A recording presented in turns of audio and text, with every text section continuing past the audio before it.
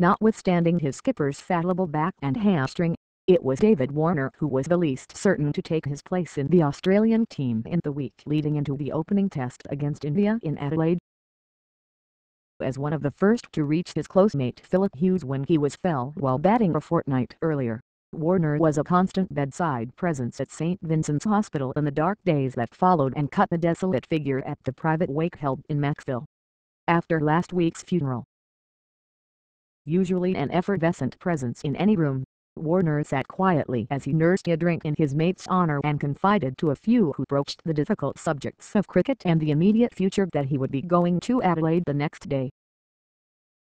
"But I don't know if I'll be playing the test match," he assessed, wincing slightly through reddened eyes.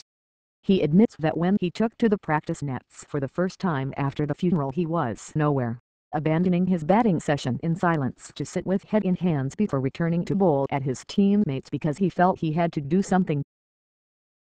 The next day was no easier. "When I faced the net bowlers the next day I think I lasted 2 or 3 balls and then went and had throwdowns," he said after stumps this evening. "It's one of those things where you've got to keep soldiering on and do your best, and we know that Hughes is always going to be with us."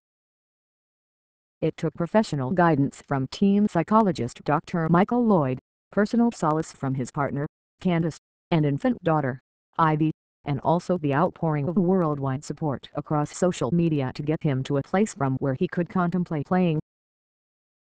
Quick single, Clark forced to retire hurt with back injury. 6 days later, Warner quite literally surged onto the pristine Adelaide Oval outfield. Such was his impatience to get underway an innings that will not only define his career but help lift a prolonged period of national mourning. "I think this is going to be the best test century of my career," Warner said. "I'm going to say that now because obviously I hope I'm going to score some more, but I think that's going to stick with me for the rest of my life. I just had a gut feeling that my little mate was down the other end with me the whole time, from ball 1. On a day when Michael Clarke's wretched back once more flared as a talking point, Warner's blazing 145 that underpinned his team's strong 6-354 although effectively 7 with Clarke sidelined on the opening day of the rigid Commonwealth Bank Test Series provided a highlight to be treasured. Well, an almost unthinkably quick-fire series of them to be more accurate. If the 28-year-old was haunted by the stern pre-match commemoration of Hughes that included a video tribute voiced by Richie Benaud and 63 seconds of unbroken applause from the 20,000 in attendance, then he overcame it well. And if he found difficulty in focusing on the comparative triviality of cricket when it came time to face his first ball, after Chris Rogers, the opening partner he left in the starting blocks as they took to the field, had taken strike, then heaven help India's opening attack for the next 3 tests. Having muscled that initial delivery from India's fastest bowler bat run Aaron, even faster to the covered boundary, Warner then pocketed the same result from the 4th one he faced, and the 6th.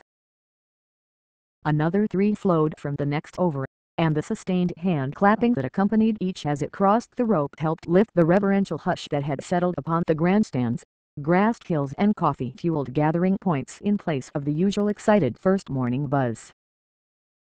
The day's first bouncer, a useful one from Aaron who had clearly lost his taste for pitching full on a bare, true pitch only to see the ball swatted away with impunity, caused Warner to take hasty evasive action and was met with a sharp intake of breath around the ground, immediately followed by more applause.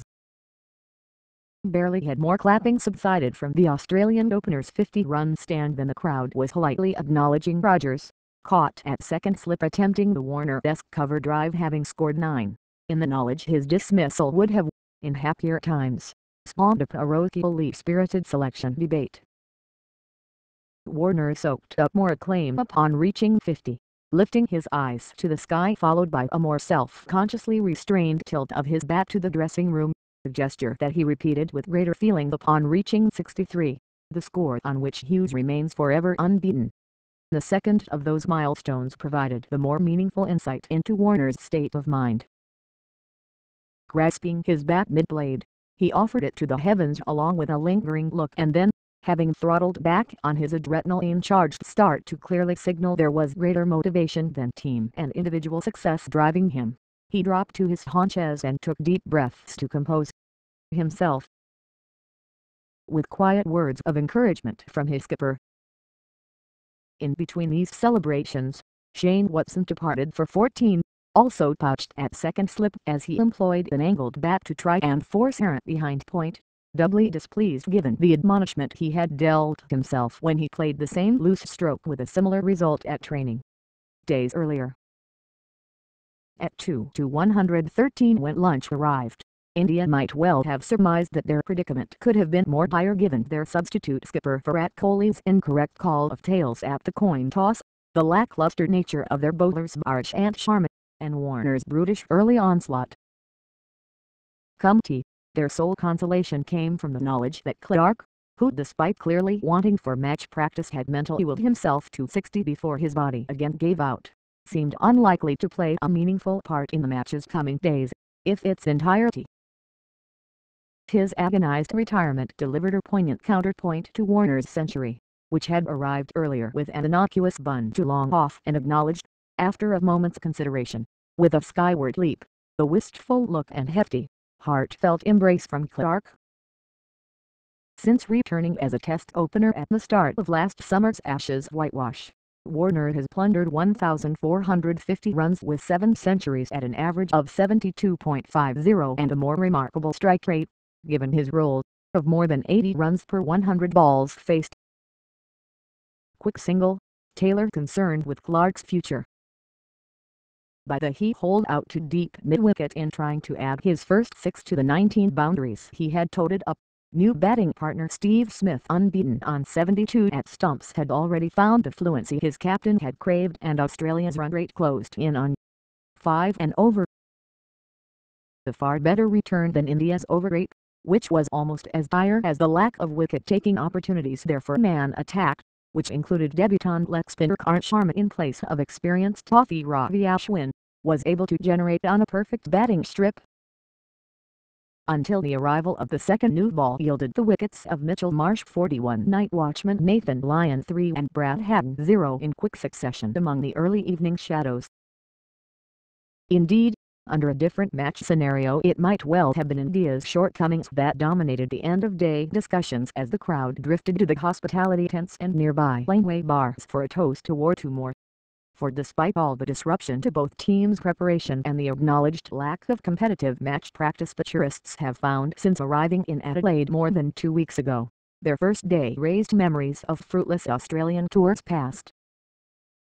The new ball pairing of Mohammad Shami and Aaron might have boasted a few extra yards in pace on previous iterations, but with no discernible movement off pitch or through air. With the first ball new and old, they were simply dispatched each time they erred in length and line, which, from Kohli's on-field perspective and injured captain MS Dhoni's vantage point in the dressing room, was frustratingly often.